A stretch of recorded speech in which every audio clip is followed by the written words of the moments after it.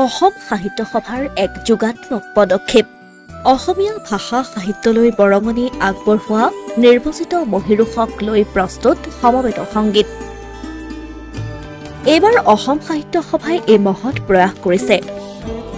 আনন্দৰাম বৰুৱাৰ সন্দৰ্ভত সাহিত্য সভাই প্ৰযোজনা কৰিছে এটা সমবেত সংগীত।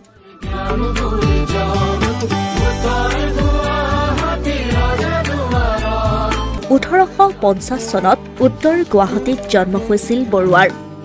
সংস্কৃত ভাষাৰ বিদগ্ধ পণ্ডিতজনৰ জন্মৰ 175 বছৰ সম্পূৰ্ণ হ'ল। এই উপলক্ষে সাহিত্য সভাই ৰাজ্যজুৰি উদযাপন কৰিলে আনন্দৰাম বৰুৱাৰ 175 বছৰীয়া জন্ম জয়ন্তী। তাৰ লগত সংগতি ৰাখি অসম সাহিত্য সভাই প্ৰযোজনা কৰিছে এটা সমবেত সংগীত। এই গীতৰ কথা মধু পাটোৱাৰীৰ।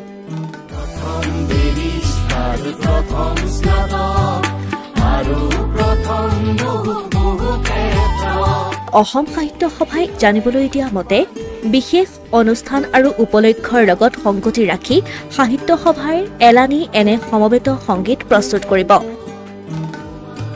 এই প্ৰয়াসে নতুন প্ৰজন্মক সেইসকল মহিৰুষৰ বিষয়ে জনাত সহায় কৰিব।